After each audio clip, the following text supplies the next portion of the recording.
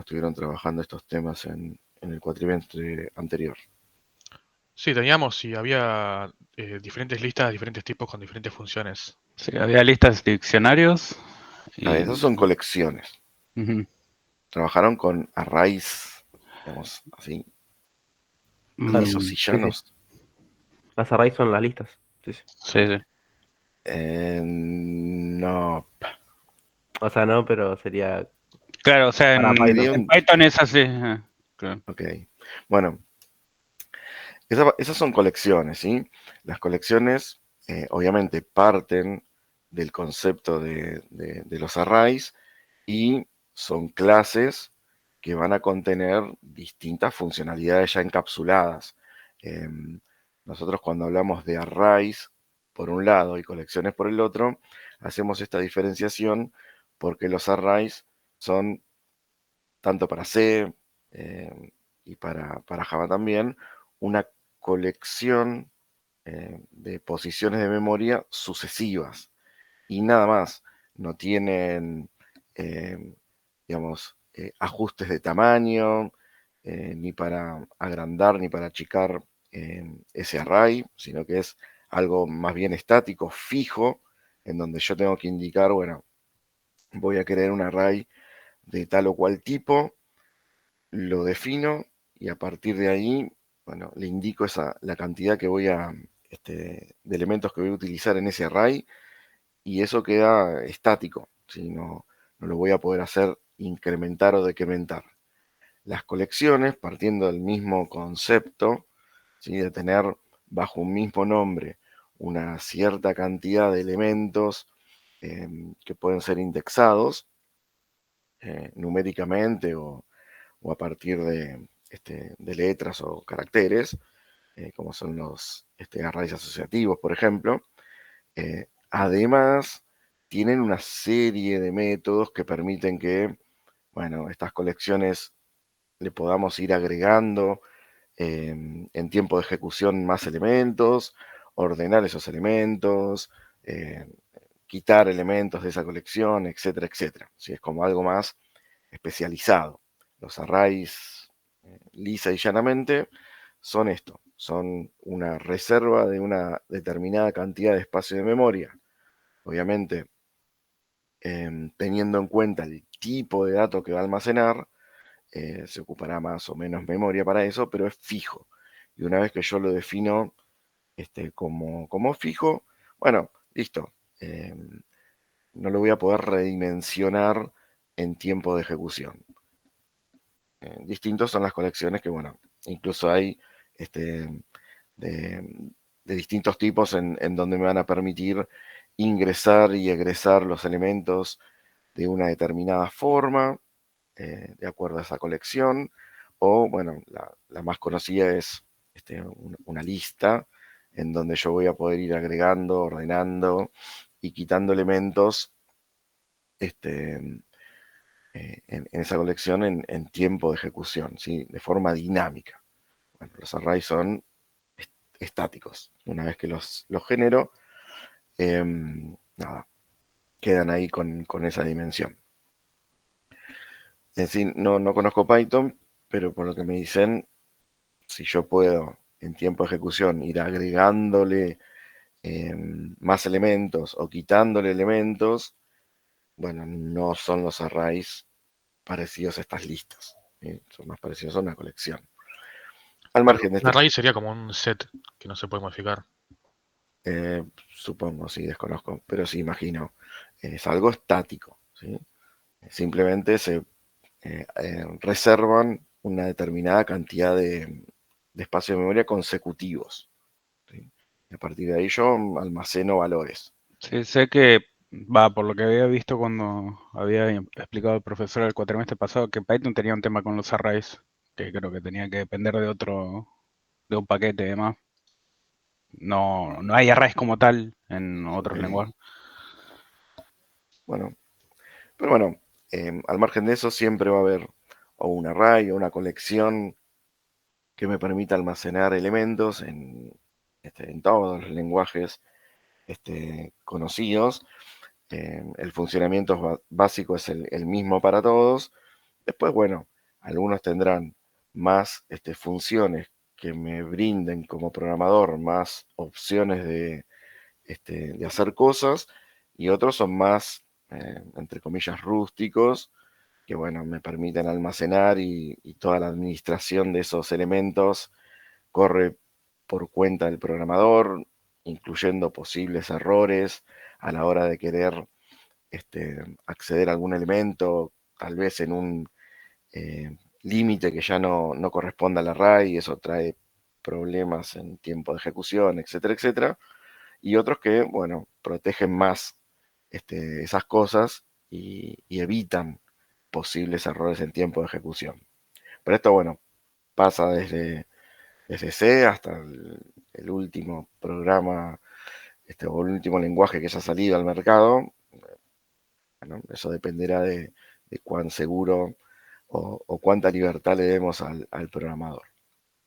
Bueno, Java, al nacer, digamos, de C, ¿sí? como origen, bueno, tiene estas dos posibilidades. Los arrays, como se trabajaban en C, y también me brinda ya clases que me van a permitir tener, bueno, distintas funcionalidades a partir del concepto de poder alojar elementos de un determinado tipo bajo un mismo nombre, ¿sí? Acá también hay que tener en cuenta que los arrays en Java son arrays que vamos a poder almacenar de un único tipo. Nosotros vamos a definir, no sé, un array de enteros, solo vamos a poder guardar enteros. Un array de objetos persona, solo vamos a poder guardar objetos persona. Hay otros lenguajes que, además de permitirme generar estas variables no escalares, bueno, me permiten guardar cualquier tipo de elemento, un string, un objeto persona, un entero, bajo el mismo, bajo el mismo nombre, ¿sí? Eh, Python, imagino, al no definir tipos de datos, es más parecido a esto último que a lo primero, ¿sí? Yo tal vez en Python podía definir una colección y le pasaba, no sé, números, letras y cualquier cosa, o no es así, Sí, profe. era así. Bueno, eso tiene su lado positivo, porque bueno, me permite almacenar cualquier cosa en mi variable, y tiene también su lado negativo, porque bueno, yo no sé lo que puede venir ahí adentro, si es por error o no, que se metió algo indebido, y después yo quiero acceder a un determinado método o sumar una determinada cosa, y en realidad me encuentro con un objeto en vez de con un número. Bueno, esos errores después se llevan al tiempo de ejecución. Es decir, cuando mi aplicación está funcionando, bueno, y eso puede causar los famosos crashes de las aplicaciones, que se rompa porque hay algo no controlado. Bueno, en ese sentido, tanto C Sharp, Java, toda la rama que viene por ese lado, al ser lenguajes fuertemente tipados, bueno, evitan en principio esas cosas. Si yo quiero poner un objeto en un array de enteros, en tiempo de compilación, es decir, mientras estoy codificando mi programa, ya el compilador me detecta que hay algo incorrecto en cuanto a tipos de datos, y no me deja generar el ejecutable, así no me lo deja correr al programa. Tendré que solucionar ese error y después proseguir. Entonces es un poco más seguro que trabajar sin ninguna restricción, ¿sí? Ahí, bueno, las validaciones y todo eso corre por parte del programador. Bueno, nosotros vamos a ver entonces arrays, o también lo van a encontrar como vectores, si buscamos bibliografía por ahí. Vamos a ver, bueno, qué es justamente un array, cómo se crea y cómo se usa. A partir de la creación y el uso de estos arrays, después nos va a permitir aplicarlo a estructuras de programación un poco más complejas, ¿sí? Vamos a ver la definición de matrices. Bueno, esto no sé si también había en Python, calculo que sí, porque es básicamente un array de más de una dimensión, ¿sí? En donde podemos alojar valores en filas y columnas. No lo vamos a usar mucho, la verdad, nosotros, pero bueno, vamos a dar la definición de eso. Y vamos a ver algunos métodos estáticos de la clase arrays que me van a permitir, bueno, manipular arrays que nosotros generemos. Básicamente para que los podamos ordenar fácilmente, copiar, hacer una búsqueda de algún tipo de elemento dentro del array, etcétera, etcétera. Pero bueno, como son métodos estáticos, ¿sí? Recordemos que para accederlos vamos a tener que utilizar el nombre de la clase, punto, el método a ser utilizado, pasándole obviamente el array como parámetro. Entonces no es algo propio que contenga el mismo array. Otra cosa totalmente distinta va a pasar con las colecciones, ¿sí? Que van a ser elementos que a partir de la misma base que vamos a ver con los arrays, le agregan mayor funcionalidades, métodos, atributos, etcétera, etcétera, que me van a permitir trabajar más fácilmente con este conjunto de información de datos. Y vamos a ver distintos tipos de colecciones. El que, por lo que me vienen diciendo, es el que más parecido vamos a encontrar con el lenguaje anterior, es el array list. ¿Sí? Que básicamente es eso, es una colección de elementos en donde voy a poder agregar elementos a esta colección, los voy a poder ordenar, los voy a poder quitar, etcétera, etcétera. Es lo más parecido a la lista de Python que están comentando. Y después hay colecciones particulares que si bien son muy utilizadas en todo lo que es programación, bueno, tienen un determinado ingreso y egreso de elementos de acuerdo a esa colección, que bueno, que está preestablecido y que bueno, por suerte ya están definidos en estas clases. Lo mismo que las listas linkeadas. Bueno, ya está todo resuelto.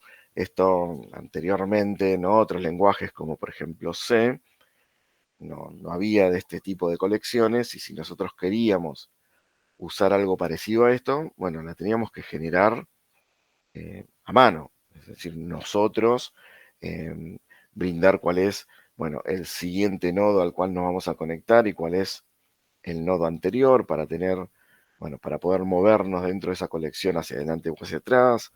Entonces era un tema que teníamos que resolver artesanalmente, vía código, y dedicándole mucho tiempo a eso.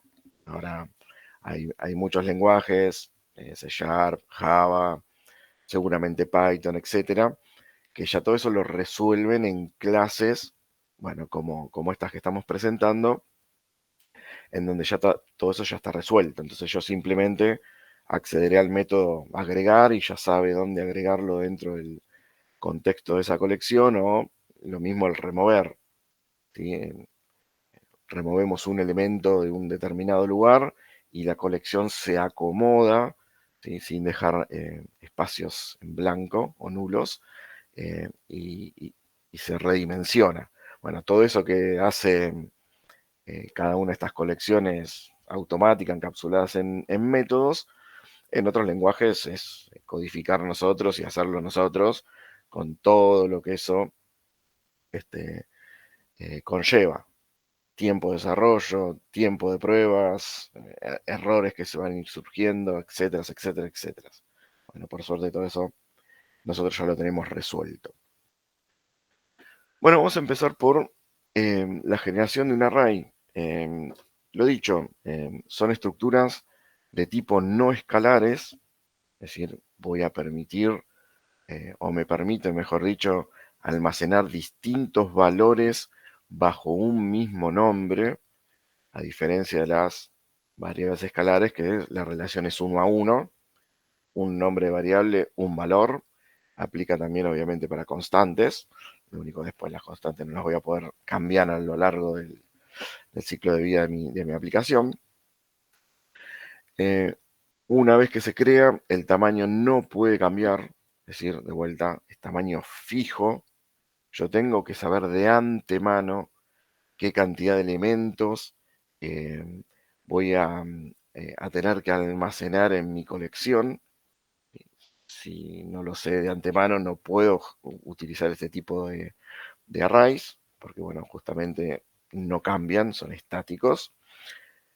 Si necesitamos un tamaño dinámico, que esto obviamente es lo que vamos a ir tendiendo a utilizar a lo largo de lo que nos queda de cuatrimestre, obviamente vamos a optar por un array list, ¿sí? Que de vuelta es una clase especializada que ya me permite no solo redimensionar, sino, bueno, tiene otras funcionalidades ya encapsuladas y yo simplemente tengo que, bueno, elegirlas y utilizarlas.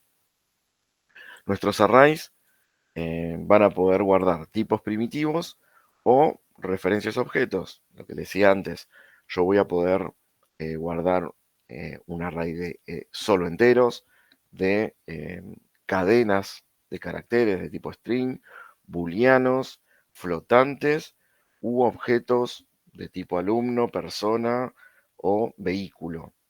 No importa, pero siempre es de un único tipo de dato. No puedo almacenar, digamos, distintas cosas. Un entero en una posición, a la siguiente posición un objeto persona y a la siguiente un booleano. No.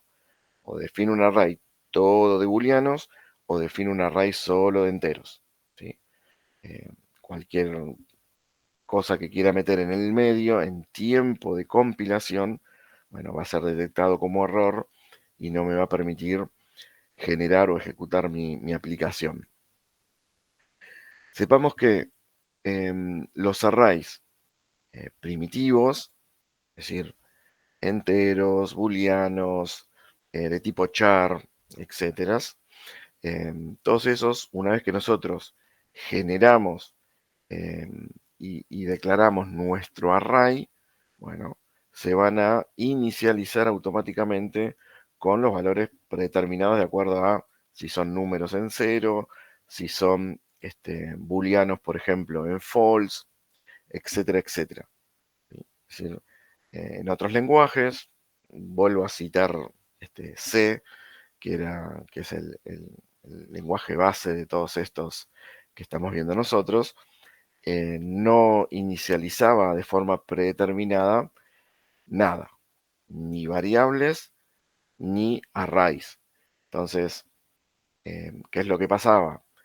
Simplemente me reservaba desde una determinada posición de memoria en adelante, bueno, una determinada cantidad de espacios o lugares de memoria con el contenido que haya en esa memoria, ¿sí? Recordemos que las memorias son utilizadas no solo por nuestra aplicación, sino por, bueno, distintos elementos del sistema operativo, y ahí por lo general hay lo que se conoce como basura, o sea, hay cosas que no nos sirven, pedazos de cadena de caracteres de alguna otra cosa que se guardó, o información ahí que está dando vueltas, o sea, eran posiciones de memoria que no estaban inicializadas. Y nosotros, además de generar nuestra variable de tipo array, especificándole una determinada cantidad de elementos, teníamos que tener el trabajo también de darle un valor inicial a cada uno de estos elementos.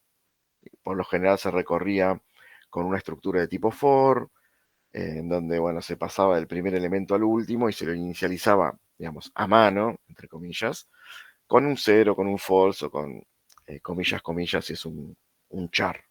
Entonces era también una carga extra para el programador tener que inicializar estos arrays.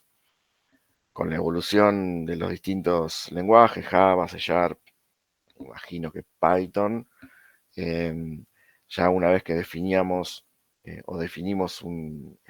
una variable no escalar, sus elementos se inicializan predeterminadamente de acuerdo al tipo. No sé, en Python si también tenían que inicializar los elementos o ya venían con algún valor inicial, nulo, como era en ese lenguaje. Estaba vacío, si mal no recuerdo cuando inicializamos uno. Nulo, Sí, sí. ok. Bueno, nulo obviamente es mucho mejor que contenga, digamos, información, entre comillas, de tipo basura, porque No, no sería nosotros que tendríamos que inicializar, me parece que sí. no, justamente acá en Java, de acuerdo al tipo de dato, si es primitivo o es referencia, ya vienen inicializados los elementos. De acuerdo al tipo, por ejemplo, enteros, booleanos o de tipo char, bueno, viene inicializado en 0, false o comilla, vacío. Y si es de tipo referencia, no sé, tengo un array de personas o un array de strings, bueno, viene inicializado con null, pero ya en forma automática. Y es algo menos que tenemos que hacer. Yo lo que mencionaba de la inicialización, digamos, manual, era para lenguajes como C, ¿sí? Que no tienen esta inicialización predeterminada. Nosotros estamos como un pasito más aliviados con respecto a ese lenguaje. Así que nosotros vamos a definir arrays o vectores de determinados tipos y una vez definido e inicializados esos elementos, bueno, ya van a venir con estos valores iniciales. Que si bien en algunos casos nos van a permitir utilizar el array tranquilamente, bueno, es mucho mejor que tenga basura o tenga cosas que yo no sé qué son. Acá por lo menos voy a tener, o por lo menos deberíamos, de saber que nuestros elementos van a estar inicializados en null si son de tipo referencia, o en 0, false, si son de tipo primitivos, son numéricos o booleanos. Entonces ya sabemos qué cosas van a tener esos elementos. Al margen que después, bueno, obviamente lo tendremos que cargar o pidiéndole al usuario que ingrese valores o a partir de alguna estructura de carga y demás. Acá tenemos nuestra declaración. Bueno, en, en Java, la declaración de arrays de acuerdo a su tipo se define parecido a lo que nosotros estamos acostumbrados a hacer. Siempre es el tipo de dato primero y luego el nombre de esa variable o de ese atributo. Bueno, acá lo que se le coloca a los tipos de dato es un corchete de apertura y un corchete de cierre, ¿sí? Vacíos, ¿sí? Porque esto forma parte del tipo de dato. ¿Sí? Esto se tiene que leer como un array de enteros, esto como un array de strings, ¿sí? Esto como un array de dobles, etcétera, etcétera. Ya no es un doble. ¿Sí? Yo en esta variable no voy a poder alojar únicamente un valor, voy a poder alojar n valores. Todavía acá no está definido cuántos valores son. ¿Sí? Una cosa es declarar un array, es decir, yo voy a utilizar este nombre de variable que va a ser de este tipo de dato, y otra cosa es crear o inicializar esa variable. Y fíjense que los arrays se crean también a partir del constructor.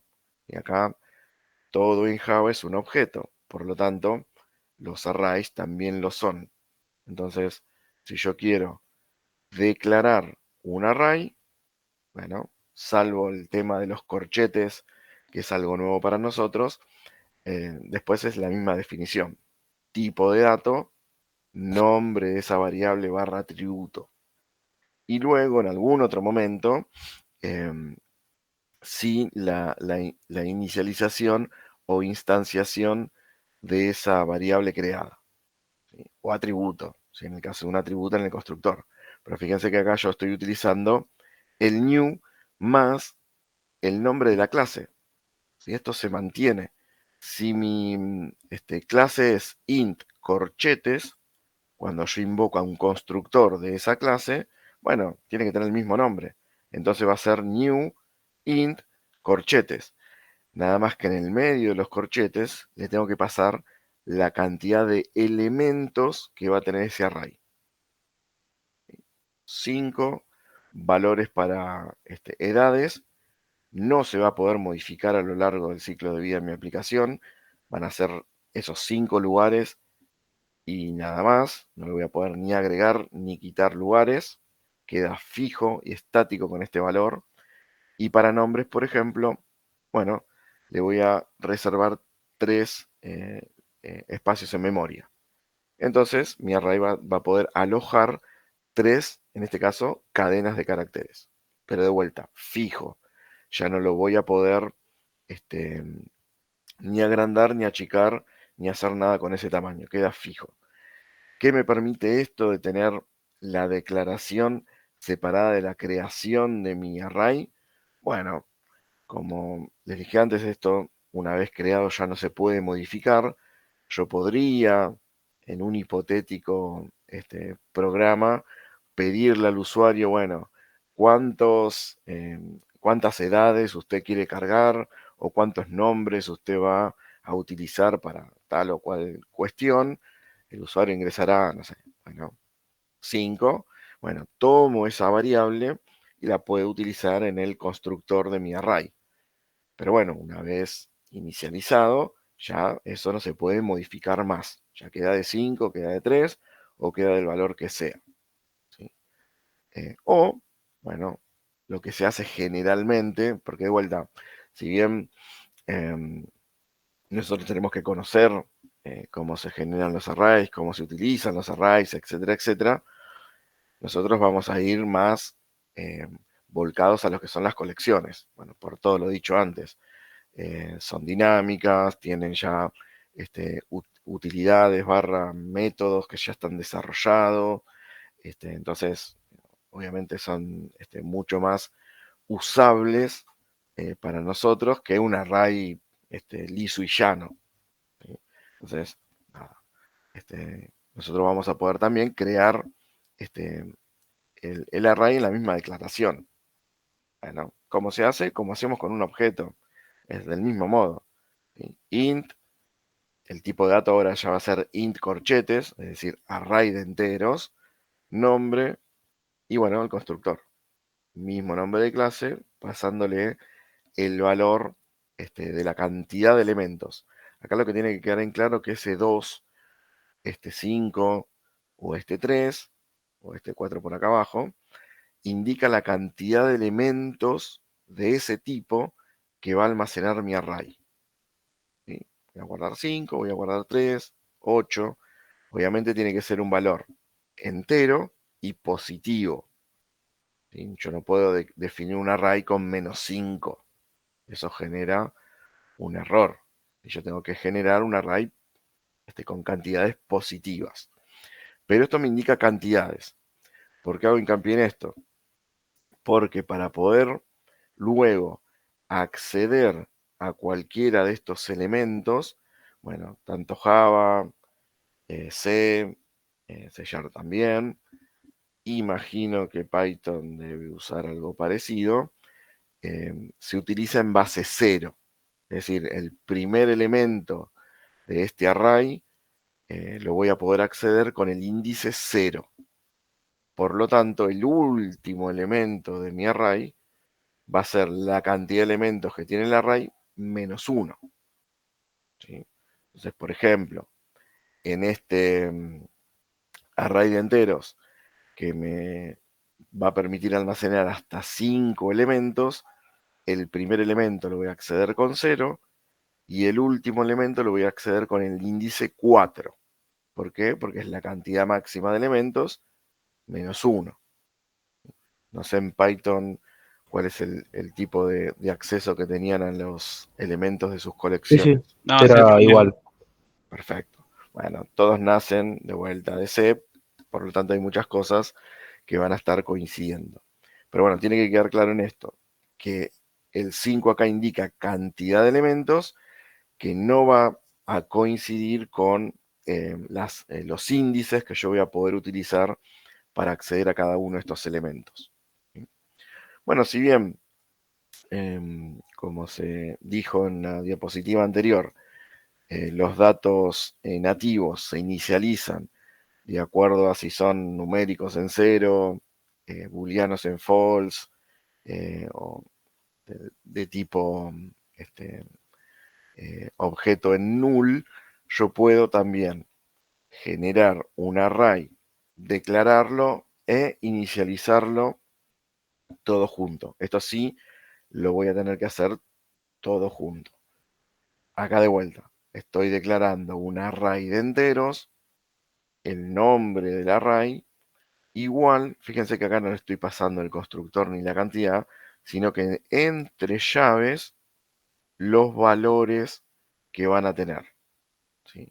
A partir de estos valores que yo le paso a mi array, bueno, se define internamente que va a ser un array de enteros de 3 elementos. ¿Sí? Esto es equivalente a hacer un int de 3 y después pasarle en cada posición, digamos, índice 0 el 9, índice 1 el 12, índice 2 el 18. ¿Sí? Se crea y se inicializa ya con valores predeterminados. Si son de tipo referencia, como los strings, bueno, lo mismo. String, corchetes, nombre del array y entre llaves, bueno, cada uno de los elementos.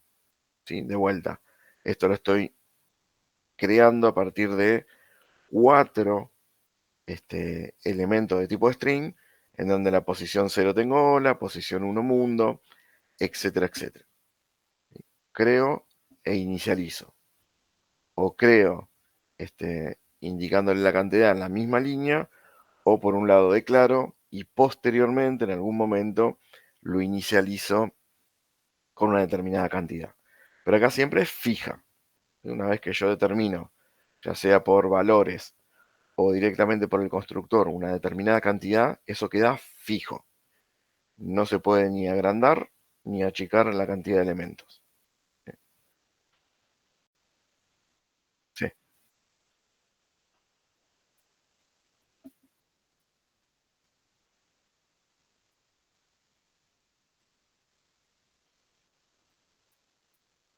Ah, ok.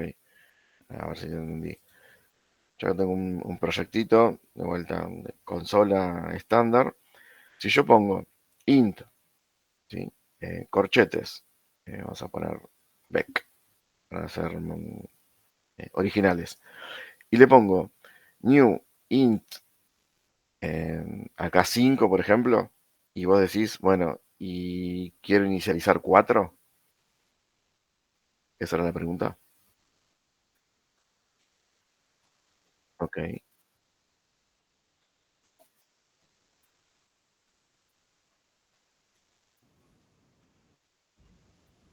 Te queda uno vacío, creo. Claro, se queda uno vacío en el espacio que tiene el array.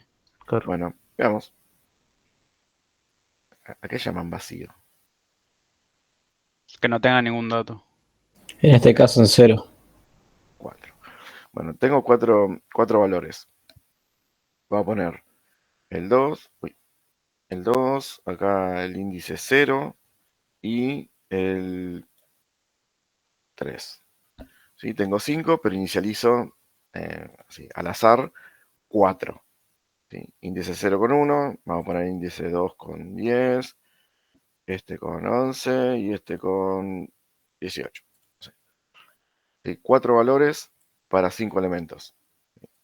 Bueno, después lo que tendríamos que ver es, bueno, qué cantidad de... A ver si puedo poner un puntito de interrupción ahí.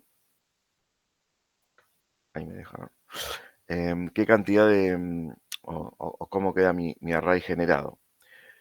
Yo acá tengo mi array, ¿sí? Ya estoy parado en esta línea, por lo tanto, ya mi array, bueno, ahí está muy chiquito, la verdad, pero dice bec int corchetes, length 5, o sea, que tiene una longitud de 5, super, hiper, mega chiquito.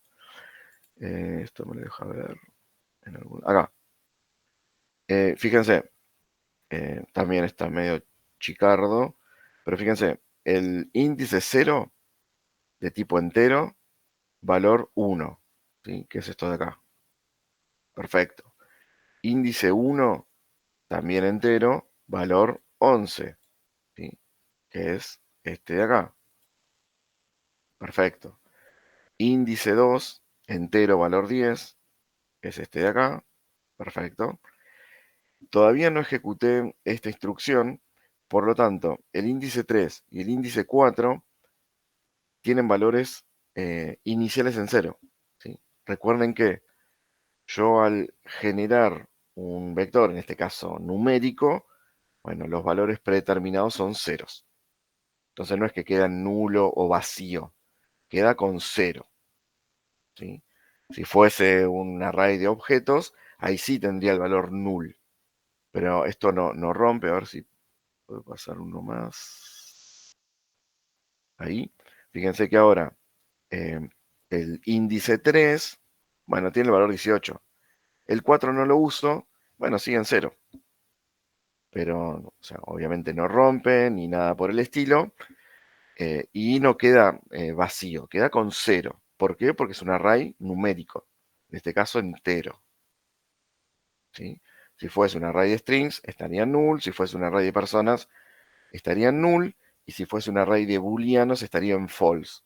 ¿Por qué? Porque así es como lo inicializa el lenguaje de forma predeterminada, ¿sí? Pero bueno, yo podría tranquilamente definir un array del tipo que sea, de una determinada cantidad, y no necesariamente me obliga a que yo le dé valores iniciales, ¿sí?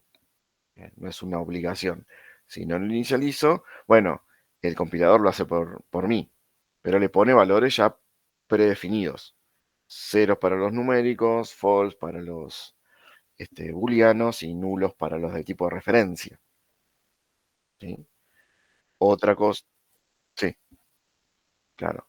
Otra cosa es si yo defino, no sé, int corchetes para indicar que es un array, vamos a ponerle bec1, igual, y le paso llaves. Bueno, acá le tengo que indicar los valores. Entonces, no sé, 6,8,4. Bueno, acá de vuelta, todos los valores de bec1 van a tener valores distintos de los predeterminados. ¿Por qué? Porque yo se lo estoy pasando uno por uno. Pero este no es que tiene, va a tener 4 valores. No, este tiene 3. Y yo quiero un cuarto. Y digamos, el cuarto no lo quiero utilizar. Bueno, tengo que inicializar en 0, digamos, para que mantenga la misma lógica que un array creado, entre comillas, de forma común. ¿Sí? Pero bueno, acá le estoy pasando directamente los valores sin indicar cantidades. ¿Por qué? Porque las cantidades se sacan de la cantidad de valores que yo le paso al vector, al array. Bueno, ahí en ese caso, de vuelta, si lo ejecuto, aquí, acá tengo bec1, ya bec1 está totalmente inicializado, 6, 8, 4 y 0. ¿Sí? ¿Pero por qué? Porque yo le pasé estos valores. El de entero, bueno, se inicializa originalmente todos con 0, salvo que yo le vaya pasando distintos valores. Y si yo esto, digamos, lo comento todo, a ver si me deja, y lo ejecuto nuevamente, ahí está. Fíjense, vector de 1, y trato de pasar uno más, ahí está. Vector bec, el común, todos sus elementos del índice 0 al 4, todos con 0. ¿Sí? Se inicializa por default. Y bec1, el segundo array, se inicializa con los valores que yo le pasé. ¿Sí? Con estos de acá. Entonces, siempre va a tener un valor inicial. Profe, no entendí, perdón. ¿Qué cosa?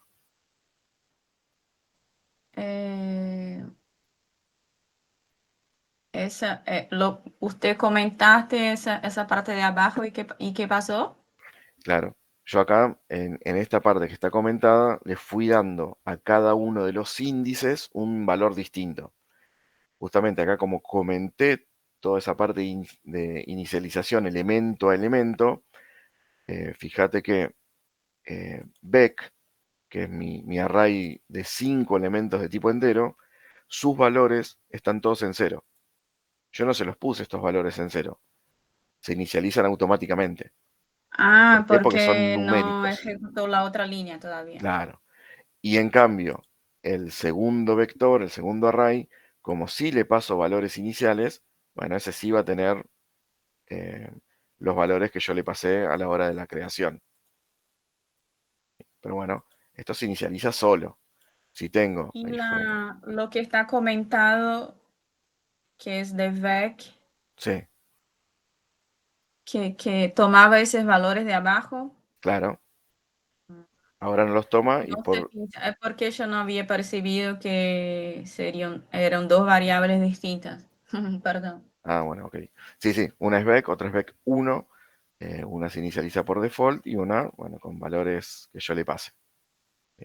Lo mismo pasa con dobles y con cualquier otro tipo de dato. ¿Sí? Bien, entonces, la forma de declaración, dijimos, tipo más corchetes. De vuelta, esto aplica para cualquier cosa. Acá yo no tengo una clase, podríamos agregar una. Vamos a poner mi clase, una genérica, para que sea un objeto X.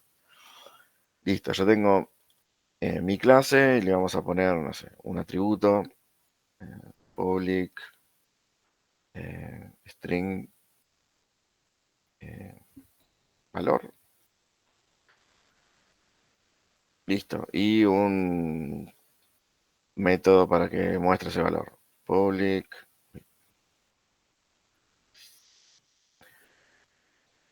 public, void, mostrar. ¿Sí? Este va a mostrar simplemente el atributo. Valor igual a, no sé, div.valor. ¿Sí? Estoy dentro de un método estático, así que puedo acceder a valor. Listo, una clase que tiene nada. Un atributo, un método. ¿Sí? Nada más. Si yo vengo a mi main, en este caso, bueno, yo puedo generar del mismo modo un array de mi clase. ¿Qué tengo que hacer? Bueno, mi clase, ¿sí? Que es el tipo de dato, persona o lo que sea, vamos a llamarla vec2, igual new vec2. Vec2. Y le vamos a indicar la cantidad de elementos, 3. 3 objetos de tipo mi clase. Bueno, perdón, tipo mi clase. Entonces, ahora yo voy a tener, de vuelta, esto lo puedo hacer por un lado, la declaración, no sé, por acá pedirle al usuario, bueno, ¿cuántos objetos de tipo mi clase quiere almacenar en este vector? El usuario ingresará por consola 23, 14, X, y yo después en algún momento hago listo, vec2 igual a esta cantidad. ¿Sí? Este es un valor literal, pero puede ser un valor variable que venga de otro lado. ¿Sí? Bueno, acá lo mismo. El tipo de dato ahora no va a ser un primitivo, un entero, un número, un booleano. Va a ser un dato compuesto que es de hecho una clase nuestra, mía, que tiene atributos, tiene métodos. Bueno, la podemos hacer mucho más compleja o no, de acuerdo a lo que necesitemos. Pero acá ya me va a permitir almacenar una cierta cantidad de estos elementos. Vamos y le damos de vuelta play. Fíjense, yo tengo, vamos a pasar uno más, ahí está. Todavía esta línea no se ejecutó, ¿sí? Yo no sé la cantidad de elementos que tiene Vec2. Fíjense que acá me muestra Vec 1, que son los enteros. ¿Por qué? Porque ya están no solo declarados, sino también inicializados. ¿Sí? Tiene ya sus valores. Uno tendrá todos sus valores acá, en 0, predeterminados. El otro tendrá los valores que le pasamos vía las llaves. Perfecto. Y Vecdocs, si bien está declarado, bueno, ahí de vuelta sale muy chiquito, se los leo. Dice, Vec2 no es una variable conocida en el contexto actual. Claro, porque todavía no está inicializada.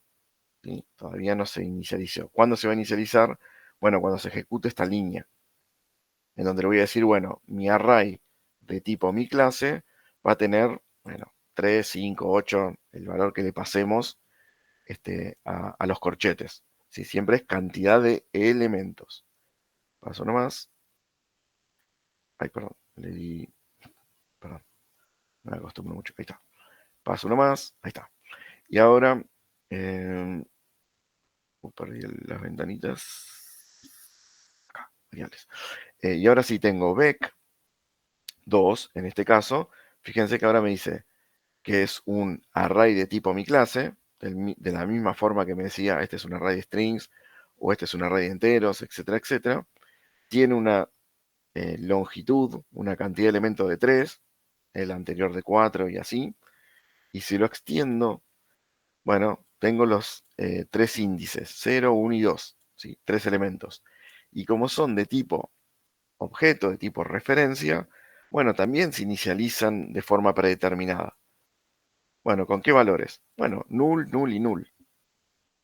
¿Por qué? Por el tipo de dato. Entonces, de acuerdo a ese tipo de dato, se inicializa con 0, con false o con null. De forma predeterminada, sin que yo haga nada. ¿Sí? Ya está inicializado con ese tipo de valor. ¿Sí? El nulo Profe, mi clase es un tipo. lo acabo de crear. ¿Sí? Es una clase. Lo agregué al proyecto y lo Bien. ejecuté. Y sí podría tener cualquier nombre ahí. Bien, Cualquier lo que nombre, sí, creaste. persona, Entendí. Sí, sí, sí, auto, sí. cualquier cantidad de atributos, bueno, cualquier cantidad y tipo de métodos, sí, puede ser una de cualquiera de las clases que ya hicimos. Yo, porque bueno, para no hacer una clase tan compleja que me lleve tiempo, hice una sencillita. Un atributo, un método. ¿Sí? Entonces, fíjense que, de vuelta, yo acá genero un array independientemente del tipo de datos, siempre el mismo modo, int, int o mi clase, corchetes y el nombre del vector. ¿Sí? El nombre obviamente puede ser obviamente cualquiera que respete la sintaxis de los nombres y después lo inicializo. ¿Sí? Directamente en la misma línea, directamente pasándole valores o, digamos, de forma diferida, primero lo declaro y después lo inicializo y listo, lo ejecuto. Ahora bien, yo Profe, no perdón. sé, El vector entonces es el espacio del índice que almacena los valores. un vector es un espacio reservado en memoria, ¿sí? De un determinado tipo de dato, en donde las memorias son consecutivas. Es decir, suponiendo que yo tuviese un mapa de memoria acá, la posición 23 es en mi primer lugar, la 24 está reservada para el segundo elemento y la 25 para el tercero, por decir un Perfecto. número random. ¿Sí? De acuerdo al tipo de dato, bueno, obviamente abarcará más o menos cantidad de memoria física, ¿sí? Incluso de tipo de memoria. Yo todavía no me quería meter en ese tema, pero fijémonos, los tipos, por ejemplo, enteros, se guardan en lo que es la memoria stack. ¿Sí? Recordemos que en la memoria stack se guardaban los valores de mis variables. Bueno, yo acá voy a tener 5 espacios reservados en la memoria stack, ¿sí? En donde voy a tener almacenados los distintos valores, 1, 2, 5, 23, 14, los que quieran. Si es un tipo de referencia como mi clase, yo voy a tener en el stack la variable que hace referencia a mi array, vec2. Pero los valores están en el heap, que era la otra porción de memoria donde se almacenan justamente todas las variables de referencia, ¿sí? El mecanismo es el mismo. Mi clase en posiciones de memoria en el stack ocupa la menor cantidad posible, porque de hecho lo que contienen esas memorias en el stack, ¿qué van a hacer? Y las referencias a la otra porción de memoria. En cambio, un entero, bueno, me ocupa el doble de cantidad de espacio de memoria. Y una variable tipo float, bueno, el doble del anterior, porque ya necesita más espacio físico, si estamos hablando de bytes que necesita esa variable. Pero bueno, no me quería meter en ese tema. Pero fíjense que independientemente si es un elemento primitivo, en este caso numérico, o un elemento ya compuesto, complejo, como es una clase generada en este caso por nosotros, de vuelta, esto puede ser un array de tipo local datetime, que ya usamos, o de tipo random, que es otra clase que ya usamos, ¿sí? Puede ser de cualquier clase conocida o nuestra, ¿sí? Yo puedo generar un array de las mismas características. Ahora, lo que les quería mostrar, lo freno porque está ejecutándose. Ahí está. Si yo hago, como hice en esta, bueno, no lo hice todavía. Si yo hago, por ejemplo, vec2, que es mi array de tipo mi clase, en la posición 0, es una posición válida. Recordamos, arrancamos índice 0 hasta la cantidad máxima de elementos menos 1. Esto es el primer elemento. Y como esto es de tipo mi clase, yo podría, bueno, acceder a partir del operador punto, ¿a quién? Bueno, a todas las cosas de instancia y públicas que tenga mi clase, ¿sí? ¿Qué cosas de instancia y públicas tiene mi clase? Bueno, el atributo valor y el método mostrar, ¿sí? ¿Estamos de acuerdo? Pues no tiene más nada, de hecho. Entonces, yo acá podría acceder a valor, o sea, el primer atributo de mi primer objeto de tipo mi clase que guarda en mi array. Y le puedo poner, no sé, hola, algo tipo string, ¿sí? Del mismo modo podría inicializar los demás objetos, ¿sí? Como hicimos en esta parte que está comentada. Lo copio y lo pego 2 veces más. Yo hago valor en posición 1, tengo el siguiente objeto de tipo mi clase. Si accedo a su atributo valor, y acá le ponga el mundo, poner cualquier otra cosa, listo, estoy inicializando este segundo valor. Y si al tercer objeto dentro de mi array le pongo hola mundo Java, bueno, accedo al atributo que son individuales para cada objeto, que tiene un valor distinto en cada instancia de mi clase, justamente se llama. Y lo mismo podría ser con los métodos, ¿sí? También tiene un método de instancia. Entonces yo podría decir, bueno, acá voy a hacer, en vez de punto hola, punto mostrar. ¿Sí? Y esto me muestra, me debería demostrar qué cosa. Bueno, el atributo de cada instancia. ¿Sí? Objeto 1, objeto 2, objeto 3. ¿Sí? ¿Hasta ahí estamos? Profe, una pregunta. Sí. Capaz que me estoy adelantando, ¿no? Pero ¿se Ok. pueden printear las listas? Porque no me estaría dejando. O no sé cómo ¿Qué se hace. se supone que es printear una lista? Que te muestre la lista con el contenido por la consola. Vos decís, a ver si te entendí. Tipo, Tipo, yo por ejemplo puse re básico, ¿no? Puse el print y le pasé el nombre de la lista y no me mandó nada. vec2. Estás Claro, hablando ponele. así. Sí. Bueno, no. No directamente. A ver, si bien el print o el print ln admite distintos tipos de sobrecargas, ¿sí? Le pasamos un número, me lo muestra, le paso un string y me lo muestra, etcétera, etcétera. Bueno, hay cosas que no sabe mostrar, ¿sí? Vos estás queriendo que este print sepa que tiene que empezar a recorrer internamente toda tu colección, no, eso no lo sabe. ¿Cuándo lo vas a ver? Cuando nosotros le digamos, bueno, esto se muestra así, de esta forma. Por default, este método invoca al método toString. Si yo vengo acá, fíjense que todos tienen este método toString. ¿Qué es este método toString? Bueno, este método toString está definido en object. ¿Sí? Si se ve acá, es de object. Y nosotros dijimos, object es la clase de todas las clases que hay en Java. O sea, todos derivan de object. Cuando toquemos herencia, lo vamos a volver a recordar, pero bueno, básicamente uno de los conceptos principales de herencia es que yo pueda definir cosas en mi clase base o padre y que automáticamente esas cosas que definí también estén presentes en las descendencias o en las clases hijas. Entonces, como mi vector, que en este caso es de tipo mi clase, deriva indirectamente de object, bueno, también tiene estos métodos. Por eso es cuando yo hago punto, aparecen un montón de cosas. No es que aparece solamente el método en cuestión o mi método mostrar o mi método valor. Aparecen muchas cosas. ¿Por qué? Porque muchas de esas cosas son heredadas de object. ¿Sí? Bueno, el toString es el método que se invoca por default en este tipo de métodos print o println.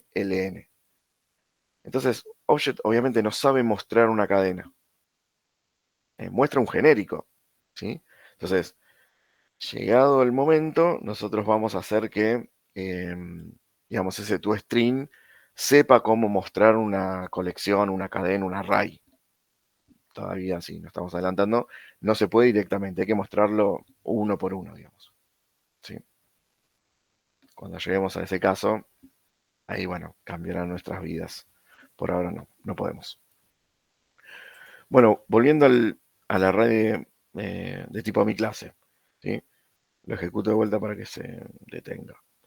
De vuelta, yo acá tengo vector 1 y vec 1 ya inicializados de tipo entero. Estos por ahora no entran en juego. Inicializo mi vec 2. ¿Sí? De vuelta, 3 elementos, ¿sí? Indexados del 0 al 2. Bueno, acá ya hay un primer problema. ¿Sí? Si yo pongo 0, 1 y 3, este 3, ¿qué pasa? Está por afuera de los límites de mi array. Esto rompe. ¿Sí? Y fíjense que en tiempo de compilación, ¿sí? Mientras yo estaba codificando el main, en este caso, no me avisó, no me dijo, che, ojo que el 3 no corresponde. O sea, el compilador entre los corchetes recibe un entero. Si yo le paso un entero, no se preocupa qué tipo de entero le paso. Me lo deja ejecutar. Y fíjense que estoy llegando al punto de casi empezar a ejecutarlo. Esto así como está, rompería. ¿Por qué? Porque no es un elemento que está reservado dentro de la memoria. O sea, ahí le estoy pegando a lo siguiente que haya en el stack, si es que hay algo, o de vuelta le estoy pegando a basura, a cualquier cosa. ¿Sí? Entonces, ojo con esto, porque el compilador no lo detecta. ¿Sí? Entonces, nada, esto ya sería un primer error que no me detecta el compilador. ¿Sí? Ahí lo frené para que no rompe. Entonces, si yo tengo un array de 3 elementos, siempre los índices van a ser del 0 a la cantidad de elementos menos 1. En este caso, 2. ¿Sí? ¿Se entendió esto? Ojo que ahí yo le paso cualquier cosa y el compilador me dice, dale que va, y lo va a intentar ejecutar. Y el error, ¿cuándo se va a provocar? Bueno, se va a provocar en tiempo de ejecución. Ahí es donde se rompen las cosas, y ese es justamente el peor de los momentos para detectar un error. Siempre los errores son preferibles detectarlos en tiempo de compilación, mientras yo estoy ejecutando el código, ¿sí? Generando el código. No cuando ya se generó, está en producción y un cliente está usando mi aplicación y rompe por los aires porque me equivoqué en un índice o en cualquier cosa. Entonces, nada, esta es la primera de las cosas que no detecta el compilador y me lo va a dejar pasar. Entonces, siempre hay que estar atentos al manejo de índices. Esto, entre muchas otras razones, hacen que, digamos, se prefiera la utilización de colecciones a arrays, porque como verán, es muy propenso a errores. Yo me equivoco, le pongo un 3, pensé que tenía 4, o pensé que el 3 indicaba la cantidad de índices o lo que sea, y va a hacer que esto rompa. Y no hay nada que lo detenga. El compilador no me avisa, no me dice, che, ojo. Entonces, una de estas razones es, listo, las colecciones son más seguras. ¿Pero por qué? Porque no permiten que el programador juegue con los índices. ¿Sí? A lo sumo tendrá un método que me diga, bueno, agregar elemento y internamente lo agrega. O quitar elemento e internamente lo quita. Yo no juego con los índices, yo como programador. Entonces, bueno, está bien, me limita en muchas cosas, pero me garantiza una estabilidad en el código que no me la dan los arrays. Me equivoco y esto rompe. ¿Sí? Vamos de vuelta. Ejecuto. Acá. Listo, ya tengo mi vec. Ahora mi vec 2. Tengo índice 0, 1 y 2. Perfecto. 0, 1 y 2. 0, 1 y 2. Perfecto. Tengo mis elementos bien indexados.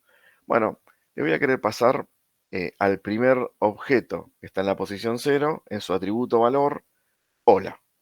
Bueno, veamos. Tuki, tuki, tuki, tuki.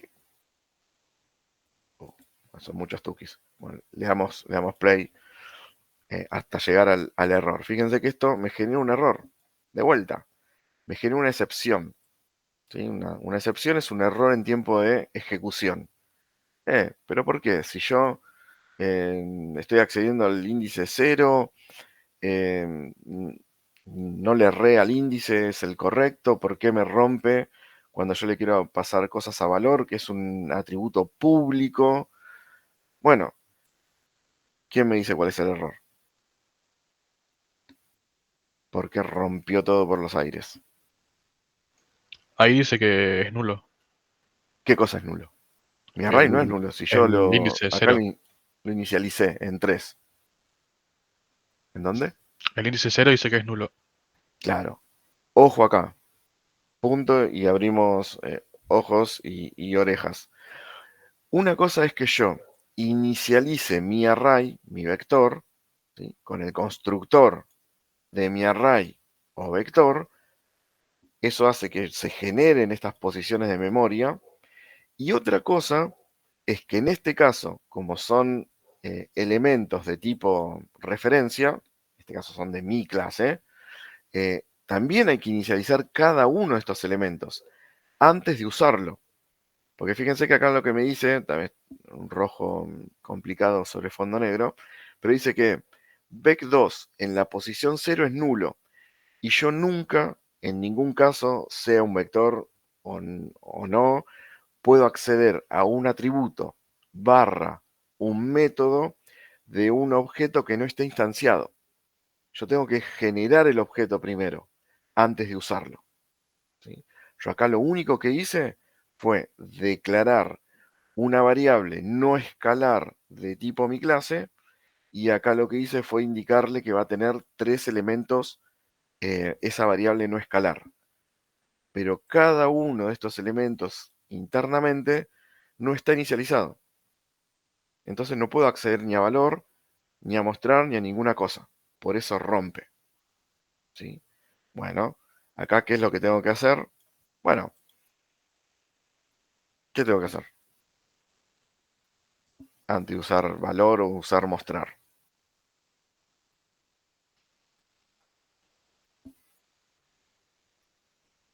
¿Qué hago? No, ganado. Me quedo mirando el código y a ver si mágicamente se resuelve. Lo inicializo esta vez con los valores correspondientes.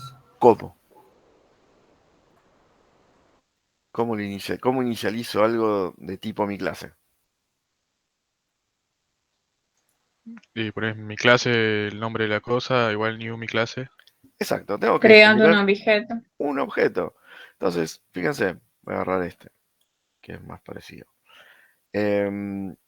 Yo, antes de usar cualquier cosa, tengo que hacer, esto lo vamos a agarrar, mi clase en 0, en 1 y en 2, le tengo que dar justamente la creación de una instancia. Y esto es lo mismo que hacíamos antes.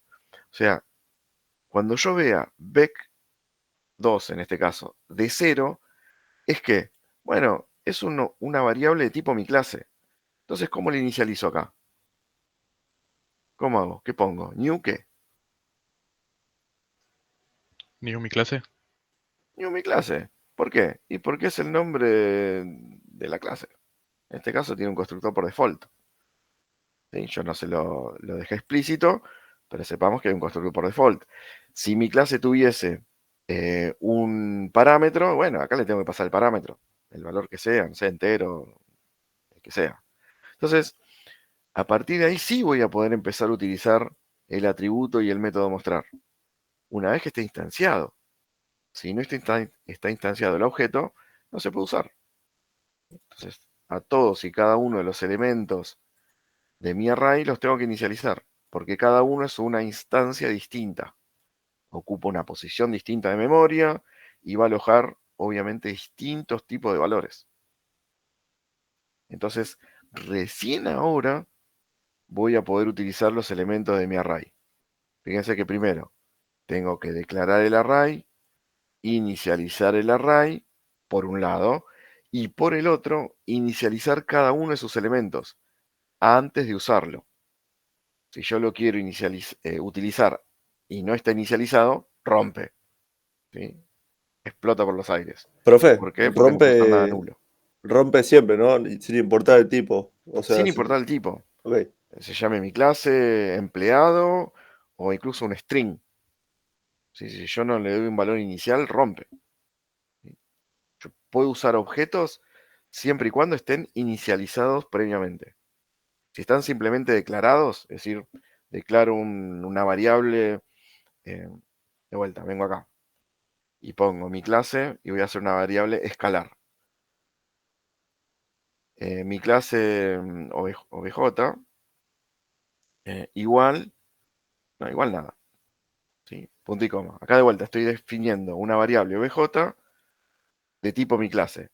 De vuelta, si yo acá quiero hacer obj.valor, la IDE me lo muestra. ¿Por qué? Porque es un valor, un atributo válido en este contexto. Es público, es de instancia, le puedo pasar una string, sasa, pero de vuelta, bueno, acá sí me lo detectó. Fíjense, acá me dice, ojo que esto tiene que ser inicializado. ¿Sí? Acá sí se dio cuenta, ojo al piojo, esto antes de usarlo hay que inicializarlo. De vuelta, ¿cómo se inicializa? Del mismo modo. New, mi clase, llamo al constructor. Listo, en este caso por default. Y ahí no me dice nada. Pero si yo no inicializo el objeto, no puedo usar ninguno de sus atributos. Nada. ¿Sí? Bueno, acá pasa lo mismo. Nada más que mis objetos están metidos dentro de un array. En distintas posiciones. Bueno. Esto lo vamos a comentar, así no mete más ruido. Lo vamos a borrar. Si no mete menos ruido. Y ahora sí. Ejecutamos. Tuki. Voy a la instanciación de mi array. ¿Sí? De vuelta. Acá lo único que estoy haciendo es que todos y cada uno de los elementos, ya sé que son 3, porque acá le dije que son 3, bueno, están en null. ¿Por qué? Porque es un tipo de referencia, se inicializan automáticamente en null. ¿Qué tengo que hacer por cada uno? Bueno, darle esa inicialización. Bueno, inicializo el valor 1, bueno, acá va la clase, va el object, que es la clase padre, no me quería meter tanto. Listo. Vamos a darle con este, creo que es. Ahí. Quedó inicializado. Fíjense que ahora, vec2, que obviamente tiene cosas de tipo mi clase, ya no tiene un null, tiene un numeral 74. Bueno, hace referencia a la posición de memoria donde está ese objeto ya inicializado, pero es distinto de null. ¿Entiende? ¿Se ve? Ya lo puedo usar, porque ya tiene un valor inicial, ya está definido en el heap y ya tiene sus valores predeterminados. Voy al segundo. Tuc.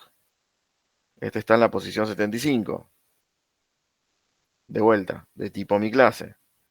El último sigue en nulo, porque todavía no se ejecutó esta línea. Ejecuto una vez más. Tic. Y ya tengo los tres valores inicializados. Este está en el 82. En el otro había otra cosa. Y ya tengo mis valores para cada uno de mis objetos inicializado. Ahora sí voy a poder acceder a valor. ¿Sí?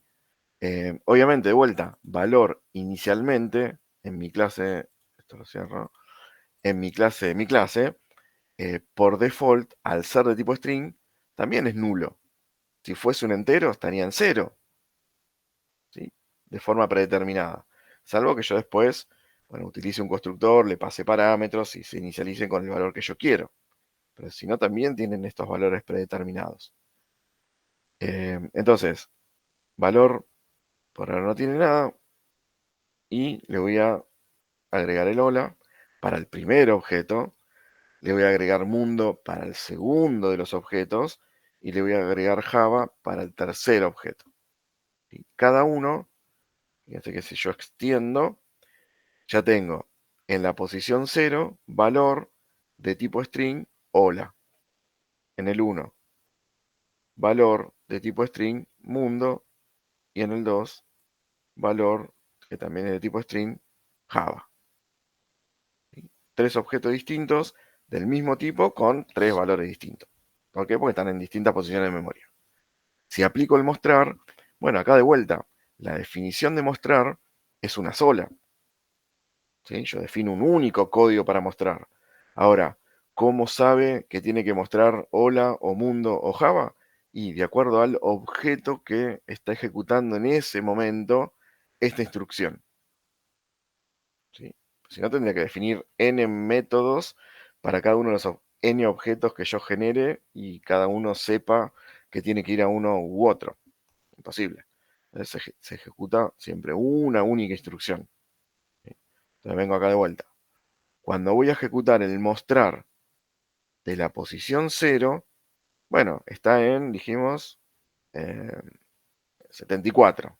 Bueno, el objeto que está en esa posición invoca el método mostrar, entonces ya sabe que tiene como atributo valor el valor hola, justamente, y va a mostrar eso, porque es de este objeto en particular.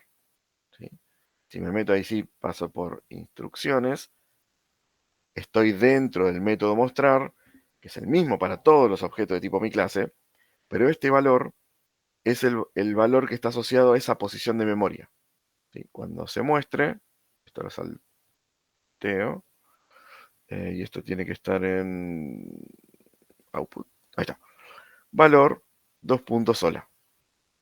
Porque es para este objeto en particular. Sigo ejecutando. Siguiente método mostrar. Bueno, de vuelta. Es el mismo bloque de código. Estamos todos de acuerdo. Nada más que este estaba en la posición... Ah, bueno, acá me fui de contexto.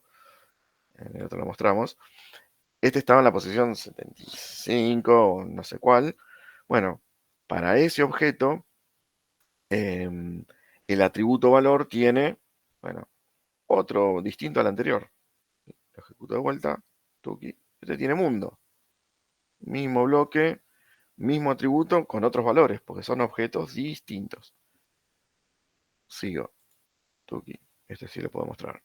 Este último que está en el, acá, en el 82, otro totalmente distinto. Bueno, va a invocar a quién? Al mismo bloquecito de código. Se define una vez. Bueno, acá valor va a tener Java. Otro valor distinto. Bueno, acá. Valor Java. Tres objetos distintos accedidos sobre una única variable que es vec2 en distintas posiciones. ¿Sí? pero este tipo de valores que son de referencia, antes de usarlo, sí o sí lo tengo que inicializar. Si no lo inicializo, por default apunta a null y no puedo nunca acceder a nada nulo. Ni atributo, ni método, ni nada. ¿Sí? Si es nulo, rompe. Bueno, hasta acá lo pudimos ejecutar normalmente y lo freno. ¿Sí? Hasta acá se entendió. Puedo definir Se entendió y arrays. si podemos tomar 5 minutos para oxigenar el cerebro, agradezco. Ok. Yo Fíjense tengo una que... consulta, profe. Sí. Capaz que yo lo explicó, pero estaba medio perdido. En el caso de querer sobreescribir en la posición, por ejemplo, donde dice el vec en la posición 0, mi clase, ¿no? Y Sí. lo vuelvo a citar abajo con otra clase nueva en la misma posición, ¿se sobreescribe? ¿Qué O, significa otra clase nueva? por ejemplo, ahí pones new, mi clase. O sea, esto, por ejemplo, a ver si te entendí. Pongo hola, qué sé yo, y por acá hago esto así. Exacto. Bueno, ¿qué es lo que va a pasar acá? Yo, de vuelta, declaro mi array 3 elementos de tipo mi clase en este caso. Instancio los 3 elementos. Le paso valores a los A los 3 tres elementos. elementos. Cuando vengo acá, efectivamente voy a generar una nueva instancia, es decir, un nuevo objeto en otra posición distinta de memoria, y la voy a asignar a algo que ya tenía un valor previo. ¿Qué va a pasar? Nada, que se va a reemplazar por el nuevo valor. Cuando venga acá a mostrar de 0, no me va a mostrar hola, me va a mostrar comilla, comilla, porque no está inicializado, está null. ¿Entiendes? Sí, sí, sí, perfecto. Mi duda era si se podía sobreescribir o iba a romper o tirar error. No, no, no. Esto es como, no sé, una variable tipo entero que en un momento tiene 1 y después al momento siguiente le paso el 5. Bueno, se reemplaza el 1 por el 5. Entonces 5 sí por el 1. podemos reemplazar los datos que están adentro, pero no podemos reemplazar los lugares que existen. Eso es un array, eso es lo que Claro, entendí. yo no puedo agregar un cuarto elemento Pero ni sí puedo quitar reemplazar los que están uno. adentro. Sí, lo que puedo hacer es, por ejemplo, no sé, imagino, vengo acá y digo, bueno, genero una instancia y no sé, bueno, por algún motivo X, al último elemento lo quiero borrar. Bueno, no puedo eliminar el espacio, ¿sí? Porque dijimos, yo lo defino de 3 elementos y siempre va a tener 3. Ahora, si yo hago así, null, listo. Lo, entre comillas, borré. Ya no hay ninguna referencia a esa posición de un objeto de tipo mi clase. Vuelve a quedar nulo. Lo blanqueo, lo elimino. No está más el objeto referenciado ahí. Obvio que si después vengo acá, va a explotar. ¿Por qué va a explotar? Y porque esto ya tiene una referencia nula. Bueno, ahí tendré que hacer cosas como para chequear justamente si esa posición es nula o no. Si es nula, generar el objeto, y si no es nula, invocar el método mostrar, por ejemplo. Pero estas dos cosas son totalmente válidas sintácticamente. ¿Sí? Yo tengo mi generación de clase, le paso cosas y en algún momento lo reemplazo por otra. O voy un paso más, de vuelta. Perdón. Tengo, no sé, para no usar la misma posición en 1. ¿Sí? Sí. Otra de las cosas que puedo hacer es decir, bueno, a la posición en 1 le voy a pasar vec 2 en la posición, no sé, 0. También es válido. ¿Por qué? Y bueno, porque esto internamente es un objeto de tipo mi clase. Y esto es un objeto de tipo mi clase. Son dos objetos distintos. ¿Los puedo juntar? Sí. No hay problema, son del mismo tipo. No hay ningún tipo de error. De hecho, vuelvo al, al objeto obj. Si yo defino mi clase obj, una variable simple, entre comillas, igual, bueno, de vuelta, vec en la posición 1, qué sé yo. Y esto Bueno, acá 1. Perdón, porque quedó. Vamos a ponerle. No, vamos a ponerle. Lo borré. Vec en 2. Vec 2 en 2. Que tenía. Bueno, en 0. Que tenga cosas. Ahí está. Profe, y con respecto a esto que el array no cambia de tamaño, pero estamos asignando nuevos valores pisando. Sí. ¿Qué pasó? O sea, me quedé en la cabeza que un array no se cambia, pero se cambia. No, espera. Cuando yo digo que no se cambia la cantidad de elementos que yo defino. La Si yo defino que son cantidad. 3, siempre van a ser 3. Si yo defino que son 8, siempre van a ser 8 elementos. Ahora, una vez que definí eso, sí puedo cambiar los valores. Eso sí, lo puedo cambiar todo el tiempo. No puedo ni Bien. agregar ni quitar elementos, ¿sí? Posiciones de ese array. Pero sí los valores. Y los valores los puedo hacer tranquilamente. Profe, una preguntita. En Python teníamos algo que es, quizás me estoy adelantando, es el punto append Sí, para agregar elementos. sí. Por eso, Eh, pero eso es de una colección. Son dos Entonces, cosas distintas, listas, arrays o de colecciones. vuelta, los arrays es algo más primitivo, llamémosle, es más básico. Es, yo defino una cantidad, digamos, de una cantidad de elementos X fijos, una vez que lo definí, y después fíjense que el manejo lo hago yo. Bueno, en la posición 0, posición 1, si me equivoco, acá le pongo posición 20, no me dice nada el compilador, ¿sí? Me dice, ok, dale, posición 20. No existe eso. Cuando vaya ahí, rompe. A O partir sea, de esas cosas, bueno, surgieron las colecciones. Entonces, bueno, yo necesito que mi array pueda tener la posibilidad de ir creciendo porque yo necesito a medida que voy cargando información, bueno, ir generando un lugar extra.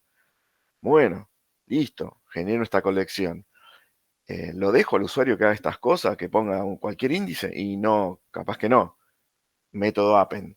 Internamente, ¿qué hará? Bueno, se fijará en la última posición que tiene el array, le agregará 1, le pondrá el valor que recibe por parámetro y me devolverá el array con esta nueva posición y ese nuevo valor. Pero de vuelta, es a partir de esto, como una mejora, obviamente, una gran mejora, para que no pasen estas cosas, de que yo pueda equivocarme o sin querer o queriendo y haga que mi aplicación rompa. ¿Sí? Pero todo eso que son métodos están más de la mano con colecciones, más que con arrays. ok, gracias. ¿Sí? Y otra preguntita rápida. Sí. ¿Un array no puede cambiar su tipo? O sea, Tampoco. ¿Sí? es sí o sí poner si si yo es mi clase, defino, es mi clase, si es string, es string, si es entero, es entero. si es entero, es entero. Perfecto, gracias. Sí, acá es súper estricto, defino una cosa y ya está. Yo podría, esto es como mostrarle a un niño cómo se prende un fósforo, no sabe si hacerlo o no. Yo podría hacer algo así, decir, bueno, object, ¿sí? Corchetes, Beck, ya este es el 3 creo que es. Bueno, y bueno, acá le pasaré una cierta cantidad, no sé, igual, new object en 8 elementos, qué sé yo. Bueno, esto por definición es un array que va a admitir objetos de tipo object, ¿sí? Ahora, como les dije antes, object es la clase base de todo lo que hay en Java, de todo, lo que se les ocurra. Entonces yo acá podría meter un número, un string, un array, mi clase, un booleano, un cualquier cosa, en esos 8 espacios. Técnicamente estoy cumpliendo. ¿Por qué? Pues yo le estoy diciendo, no, yo acá voy a recibir object. Bueno, pero un booleano también es un object. Un mi clase, recién lo vimos, también es un object.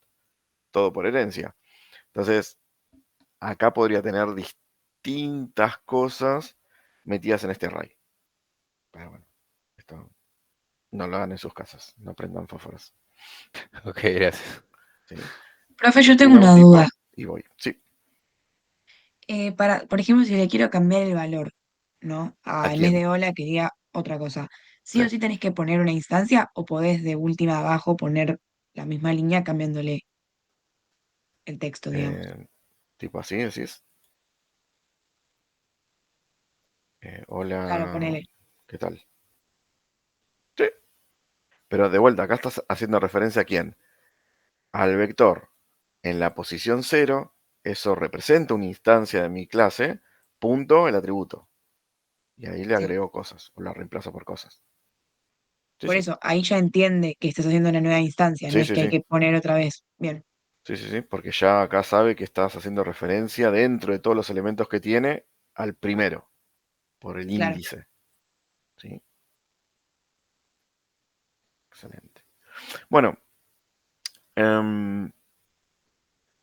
¿qué más? Bueno, yo acá voy a poder, tanto para cargar valores o mostrar valores, utilizar estructuras repetitivas. Si yo acá puse una instrucción debajo de la otra de forma reiterativa, pero esto obviamente no aplica si tengo, no sé, 10, 15, 20, 50, 100 elementos que cargar. No voy a copiar uno por uno cambiándole el índice a cada uno para hacer esa carga o para mostrar ese contenido.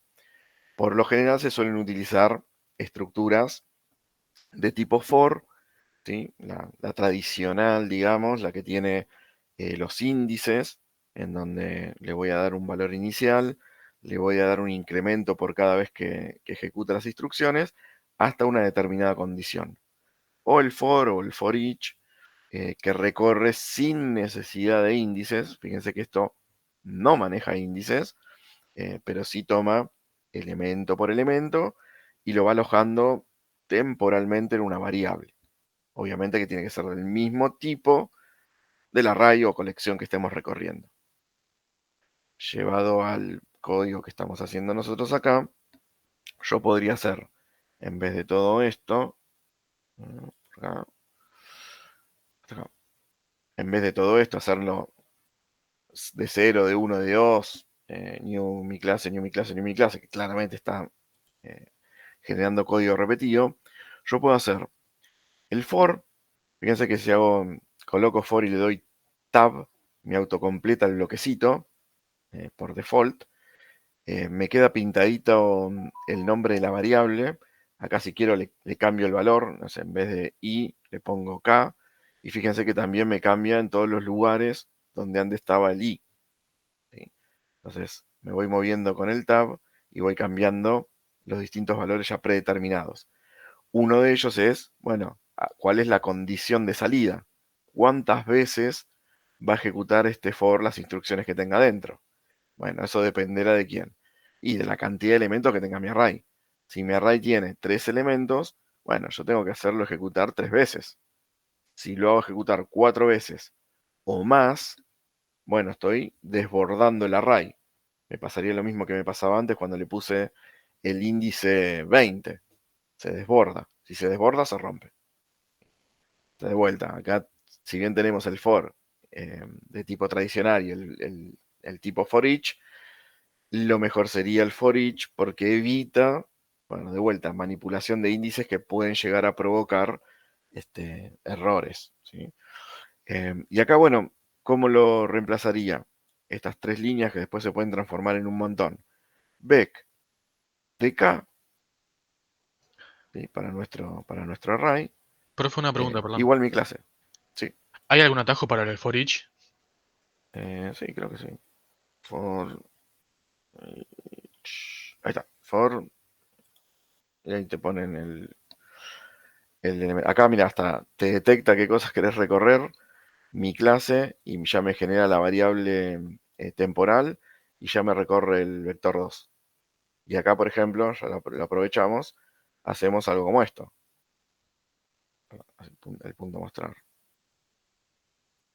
¿Sí? Y ya lo recorremos y mostramos. o cargamos y mostramos, lo que sea. Acá sería mi variable temporal llamada mi clase, obvio lo puedo cambiar, mi clase, punto mostrar. Y acá esto lo voy a estar ejecutando 3 veces. De vuelta. Esto solamente lo instancio a cada uno de los elementos, es decir, esto es equivalente a esto de acá, el primer for, y el segundo es equivalente a esto de acá. Bueno, me faltaría el equivalente a que me cargue los datos. Bueno, eso lo puedo hacer, supongamos, a mano. No hay problema. Pero se puede cargar en un for también, del mismo modo. ¿Sí? Y esto lo ejecuto nuevamente. Fíjense. Genero mi array. De vuelta. ¿Es de tipo mi clase? Sí. Está todo nulo. ¿Sí? Inicialmente. Lo recorro con el for each, o con el for versión for each. Bueno, recorro elemento por elemento. Fíjense que K inicialmente tiene el valor 0. Perfecto, yo quiero inicializar el primer elemento. Es la misma instrucción de acá. Listo. La inicializo como. Y con new mi clase. Esto lo salteo. Listo, ya está inicializado. 54.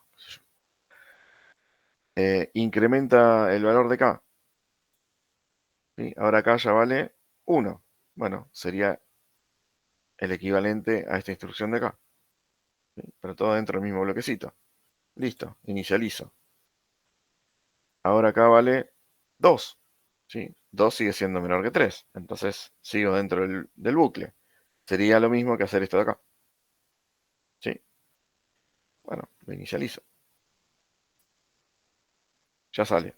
Y ya tengo los 3 elementos inicializados. En una instrucción repetitiva, una sola línea. No, 3, 5, 20 o las que pida el ejercicio. Ya está hecho. Profe, perdón. Sí. Pero asimismo tenemos que declarar los valores, ¿no? Claro, Algún todavía lado. esto no tiene valores. Si entro acá, fíjense que valor está null. ¿Por qué? Porque es de tipo string y no le pasé ningún valor todavía. De vuelta, estos valores los puedo inicializar a mano o de vuelta utilizando una estructura repetitiva. Eso dependerá de lo que necesitemos. De vuelta, for, le doy con el tab, acá lo dejo con i.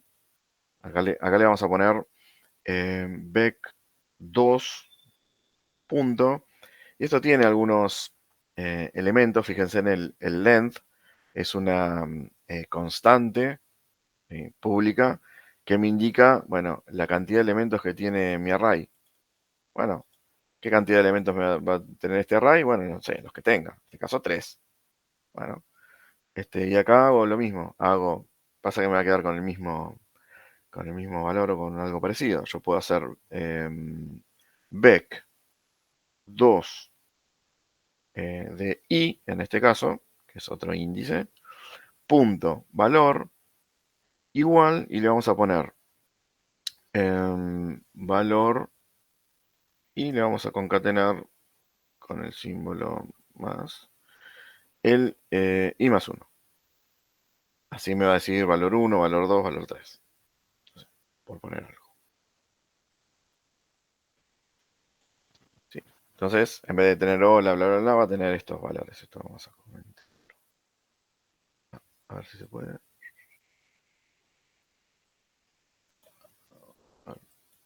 No, no es como en, bueno, no es como en el Visual Studio de C Sharp, lamentablemente.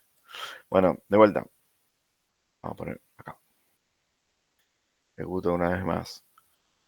Entonces, esta instrucción for con el new es el equivalente a esto de acá. ¿Sí? Esto ya lo vimos. Lo ejecutamos de vuelta. Primero, segundo, tercer objeto. Sale.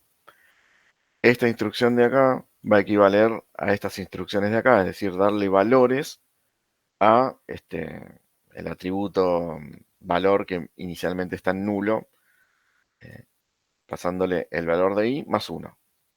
Este es el segundo, este es el tercero y sale. Si vengo acá de vuelta a Beck, ya todos están instanciados, inicializados, y valor tiene valor 1 para la posición 0, valor 2 para la posición 1 y valor 3 para la última posición. De vuelta, inicialicé todo. Si lo quiero mostrar, buenísimo, lo muestro. Voy pasando objeto por objeto dentro de mi colección en este for. Y bueno, después ya es una variable de tipo mi clase. Accedo al método mostrar. Acá vamos a... Este era. Ejecuto mostrar, valor 1. Ejecuto siguiente mostrar, valor 2. Ejecuto el tercer mostrar, valor 3. Y después no tiene más elementos. Sale. Listo. De vuelta. Nosotros vamos a, obviamente, utilizar estructuras repetitivas para la carga de datos. Por lo general, digamos, en vez de hardcodear los valores para los atributos o, digamos, inicializar los objetos con valores predeterminados, en el medio de este for yo puedo poner println, ingrese, no sé, edad para el alumno, la guardo en una variable, ingrese con otro println la nota del primer parcial, la guardo en otra variable y a partir de esas dos variables instancio un objeto de tipo alumno en un array. Bueno, lo mismo. Acá lo mismo. Esto puede venir con un println y yo ir cargando valores. Y no pasa nada. Este es solo un ejemplo. Pero vean que, de vuelta, tanto con el for, con la estructura clásica, como el for de tipo for each, nada, se recorren todos los elementos, no hay problemas. Y por cada elemento, bueno, yo accedo a un objeto en particular. Y accedo a un método o a un atributo o a lo que sea de ese objeto que quiera acceder. Después lo uso, como lo veníamos usando hasta acá. Además que ahora está encapsulado en una variable que ya me va a permitir almacenar n elementos de ese tipo de dato. De vuelta, desde los nativos, primitivos, enteros o numéricos en general, o ya datos más complejos como clases propias nuestras. Una vez que lo defino, ese array va a ser de ese tipo y va a tener una determinada cantidad y no se va a poder mover de esa cantidad. Sí lo voy a poder, digamos, blanquear o nulear, es decir, ponerlo en nulo ese elemento, o reemplazarlo por otro nuevo, o asignarle un objeto que venga de otro lugar, un parámetro o cualquier otro lado. No necesariamente me tengo que casar con los valores.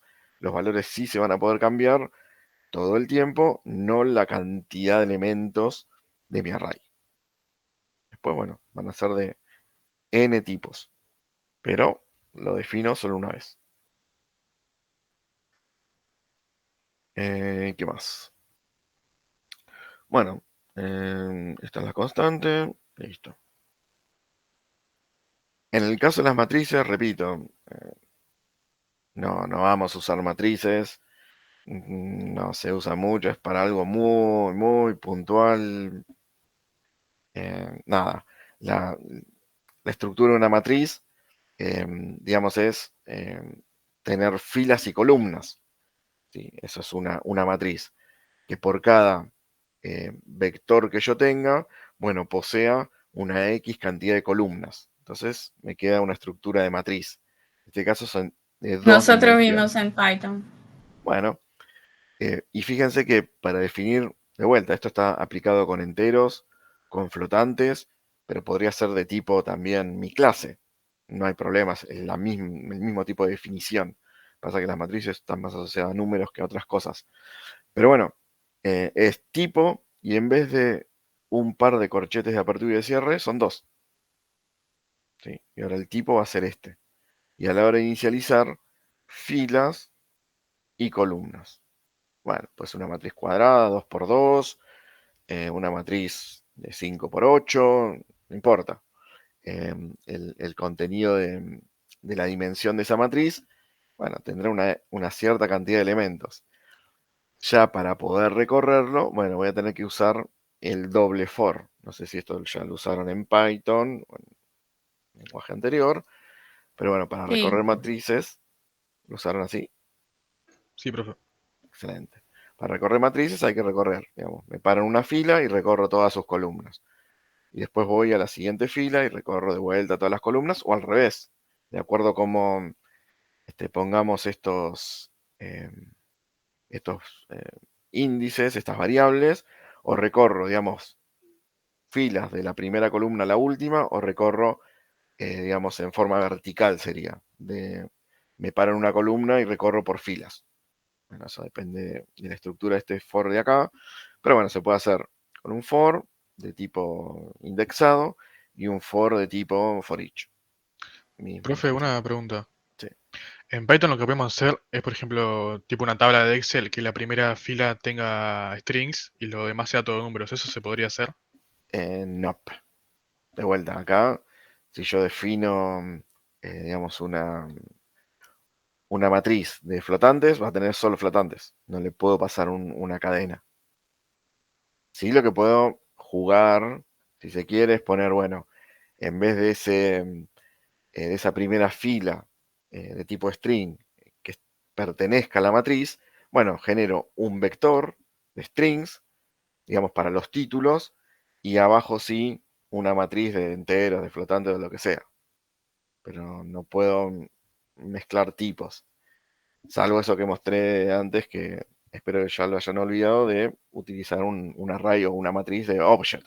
Ahí sí le puedo pasar cualquier cosa. No es lo recomendado. Pero bueno, en ese caso se solucionaría así. Digamos, lo que sería el encabezado o los títulos en un array con la misma cantidad de columnas que tu matriz y una matriz de enteros, de flotante, o lo que sea, ahí sí definida como una matriz. Para la hora de mostrar, muestro títulos y elementos, digamos, uno debajo del otro. Pero no en el mismo, en la misma variable. Ahí serían dos. Cuerpo y encabezado, ponele. Bueno, nada, no nos vamos a detener mucho tiempo en matrices. Sepan que, bueno, para definirlo se hace de este modo, indicando también a la hora de inicializarlo la cantidad de filas y columnas. Y después es lo mismo, ¿sí? Salvo que para mostrarlo, para cargarlo, tenemos que posicionarnos en filas y columnas. Después es totalmente igual. Nosotros nos vamos a manejar, sí, con arrays, ¿sí? Como vimos en la diapositiva acá anterior. Y después, bueno, de trabajar un poco con los arrays y de empezar a encontrar muchos problemas, sí iremos a la parte de colecciones. Fíjense que antes de terminar en este ratito, tenemos una clase que es la clase arrays. ¿Sí? Esta clase arrays está disponible en el paquete java.util. Tiene métodos que justamente no tienen los arrays per se. Entonces, por eso necesitamos de otra clase para hacer cosas que ya sí hacen las colecciones. Esto ya sería, digamos, el pasaje, el intermedio entre, bueno, tengo un array, pero utilizo otras cosas que me resuelven un montón de temas. Bueno, estoy a un paso de usar ya una colección y ya. Fíjense que, bueno, esto tiene muchos métodos. Después de break vamos a ver algunos. Me van a permitir ordenar valores. ¿Sí? Si son primitivos, los sabe ordenar.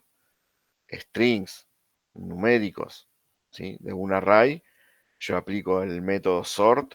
De vuelta es un método estático, clase.método, y me ordena los valores, ¿sí? Ya sean numéricos o alfabéticos. Tiene métodos que me permiten buscar dentro del array una determinada clave. Yo tengo un array de, no sé, 25 elementos.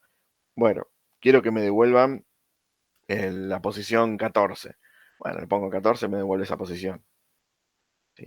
O métodos que me permiten la copia de arrays. Yo tengo un array y quiero hacer la copia exacta en otro array para, no sé, hacer otra cosa. Bueno, perfecto. Copia el array y listo. Internamente. Si no, yo tendría que tener un for con el array destino y el array origen, e índice a índice, recorriendo ese array, copiando un valor sobre el otro. Bien, obviamente todo se puede hacer, pero ya todo está encapsulado en métodos. ¿Sí? Esta búsqueda yo la puedo hacer. Esta copia yo la puedo hacer. El ordenamiento también lo puedo hacer. ¿Sí? Habrán visto en Python, imagino, el famoso método del burbujeo, que es una cosa parecida a esta, que me permite ordenar los elementos dentro de un array. Bueno, se puede hacer, pero ya está resuelto en métodos. No hace falta que lo vuelva a hacer, no hace falta que reinvente la rueda. Ya está resuelto.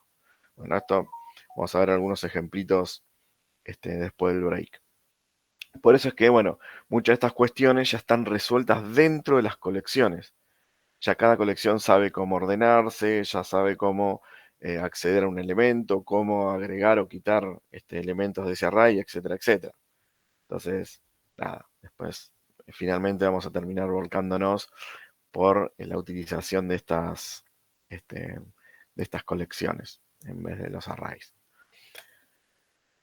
Bueno, ahí está. Bueno, ¿alguna consulta, duda, pregunta hasta acá? Sí.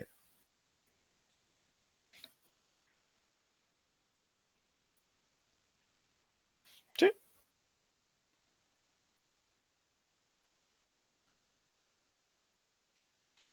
Bueno, justamente, digamos, la idea de programación 1 es que ustedes trabajen, digamos, con lógicas de algoritmos, ver cómo ordenar, cómo hacer ciertas cosas, digamos, a mano, artesanalmente. Ya está, ya lo pasaron esa parte. Ya ahora, listo, ya tenemos cosas resueltas y usamos las cosas resueltas. Ya sabemos o deberíamos de saber cómo a partir de estas fors ordenar o hacer cosas. Ya no tiene sentido volver a lo que ya hicimos. Listo, ya pasaron por esa prueba, digamos. Ahora sí, Gracias. podemos usar todo lo que haya. Ya está. ¿Sí? Vamos a poder usar el sort y demás.